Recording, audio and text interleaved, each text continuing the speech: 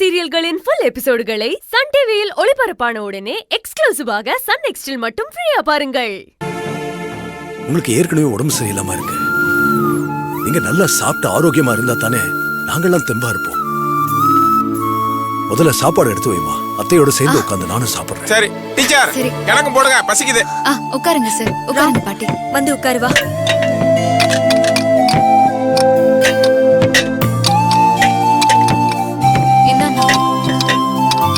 என்ன ஒரு தட்டுல நான் போறீங்க? அப்ப எனக்கு இது உங்க எல்லாருக்குமே தான். அவங்களுக்கும் சாப்பாடு கொடுமா. பாட்டி, நீங்க சின்ன வயசுல இவங்க எல்லாருக்கும் சாப்பாட உருண்டு புடிச்சு குடிப்பேன்னு சொல்லுவீங்கல்ல, அத பார்த்து தாத்தாவும் சந்தோஷப்படுவாருன்னு சொல்லுவீங்களே. இன்னைக்கு தாத்தாவோட நினைவு நாள். இன்னைக்கும் அதே மாதிரி இவங்களுக்கு உங்க கையால சாப்பாட உருண்டு புடிச்சு கொடுத்தீங்கன்னா எல்லாரும் சாப்பிடுவாங்க. இத தாத்தாவும் மேல இருந்து பார்த்து சந்தோஷப்படுவாரு.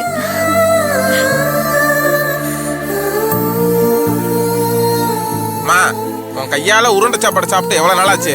நீ பிசைஞ்சு கொடுமா. பிசைஞ்சு கொடுங்க பாட்டி. கொடுங்க பாட்டி. சரிம்மா.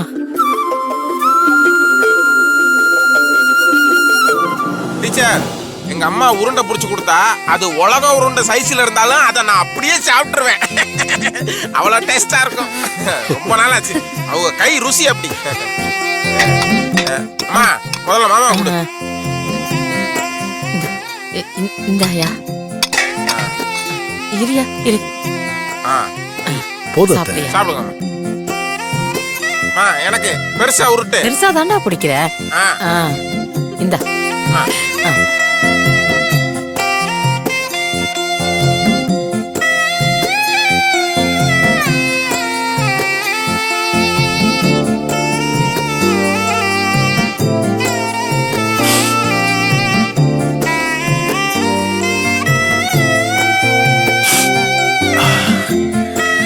ஏய்யா, காரமா இருக்கா?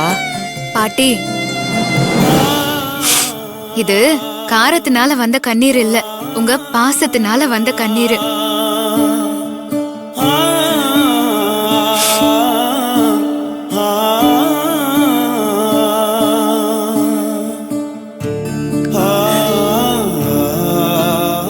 சார், கண்ணீருங்கிறது வருத்தப்படும் போது மட்டும் வரதில்ல சார், சந்தோஷப்படும் போதும் வரும். இப்போ இந்த குடும்பம் ஒத்துமையா ஒன்னா இருக்கிறத பார்த்து சந்தோஷத்துல உங்க கண்ணு கலங்கிருக்கு. ஒரு நாள் ஒத்துமையா இருக்கிறதுலயே இவ்ளோ சந்தோஷம் இருக்குன்னா, வாழ்நாள் பூராவும் ஒரே குடும்பமா இருந்தா எவ்ளோ சந்தோஷப்படுவீங்கன்னு கொஞ்சம் யோசிச்சு பாருங்க.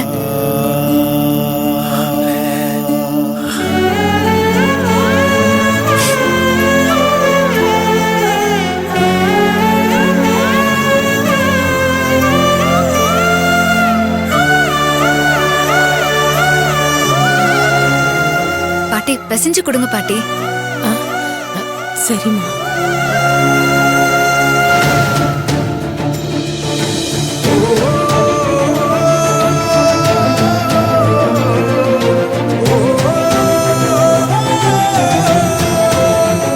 நெக்ஸ்ட்.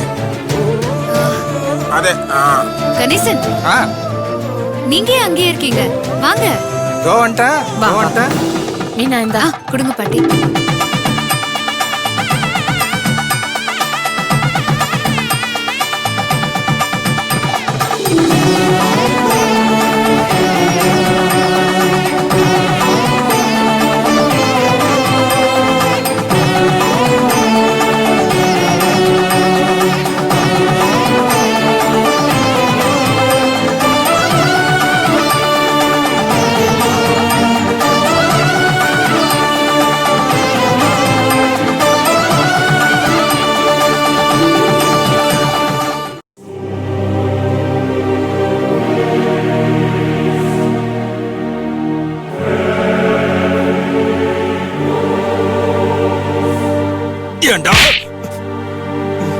என் சொந்த காசை உங்ககிட்ட கேட்டதுக்கு என் மேலே போலீஸ்ல கம்ப்ளைண்ட் கொடுப்பியா? இல்லைங்கய்யா, நாங்க பரம்பரையா விவசாயம் பண்ணி பிழைக்கிற நிலங்கய்யா அது. ரோட்டுக்கு பக்கத்துல இருக்கிறதுனால பல பேர் அதை கேட்டாங்கய்யா. நான் யாருக்கும் கொடுக்கறது இல்லைன்னு சொல்லிட்டேன்யா. நீங்க வேற அடிமட்டு விலைக்கு கேக்குறீங்களா? என்னடா சொன்ன? அதுக்காக போலீஸ்ல கம்ப்ளைண்ட் கொடுப்பியா? நீ கம்ப்ளைண்ட் கொடுத்தா மட்டும் உன் இடத்த காப்பாத்திடலாம்னு நினைக்கிறியா? டேய், செத்து போயிடுவடா. நீ மட்டும் இல்ல, உன் மொத்த குடும்பமும். ஓ, கம்ப்ளைண்ட வாபஸ் வாங்கிட்டு நாளை காலையில ரெஜிஸ்டர் ஆபீஸ் வந்துரு. போடா.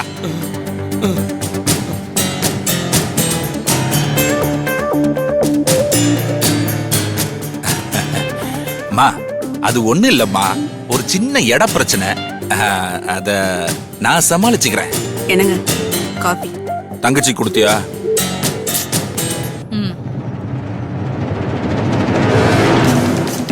அம்மாடி, நேத்தே கேட்கணும்னு நினைச்சேன். வந்த உடனே கேட்க கூடாதுன்னு தான் இருந்தேன். என்னம்மா இது?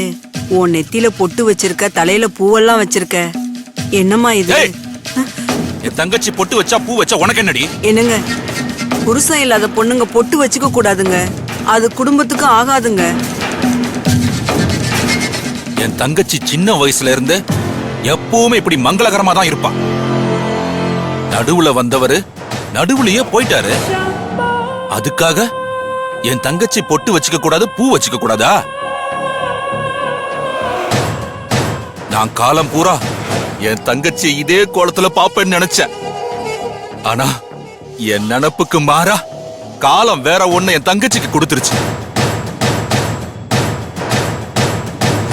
செல்லம்மா கிளி மாதிரி வளர்த்த பொண்ணு 25 வருஷமா கூண்டுக்குள்ளே அடப்பட்டு கிடந்தா. சந்தோஷமா வாழ வேண்டிய வாழ்க்கைய அழிச்சிட்டானுங்க. அவனுங்களை சும்மா விட மாட்டேன். ஏய், இப்ப எதுக்கு சின்ன பையன் மாதிரி அழுதுட்டு இருக்க? உன்னை எப்படி எல்லாம் வாழ வைக்கணும்னு இந்த அண்ணன் ஆசைப்பட்டேன் தெரியுமா? நடக்காதத நினைச்சு வருத்தப்படாத. அடுத்து நடக்க போறது என்னன்னு பாரு. அடுத்து என்னம்மா? அந்த 2 பேருக்கு சவக்குழி வெட்டணும், அவ்வளவுதானே? அத நான் பாத்துக்கிறேன். அதுக்கு முன்னாடி நான் உன்கிட்ட ஒரு முக்கியமான விஷயம் பேசணும். போ. என்ன விஷயம்மா? அந்த சத்தியமூர்த்தியையும் சிதம்பரத்தையும் வேவு பார்க்க திறமையான ஒருத்தன் வேணும். வேவு பார்க்கவா? அவங்கள எதுக்குமா நாம வேவு பார்க்கணும்? அவங்கள பத்தி நான் முழுசா தெரிஞ்சுக்கணும். அதுக்கு நம்ம உளவாளிய அந்த சிதம்பரம் சத்தியமூர்த்தி இருக்கிற ஊருக்கு அனுப்பணும். அவன் அந்த ஊர்ல அவங்களோட மக்களா சேரணும்.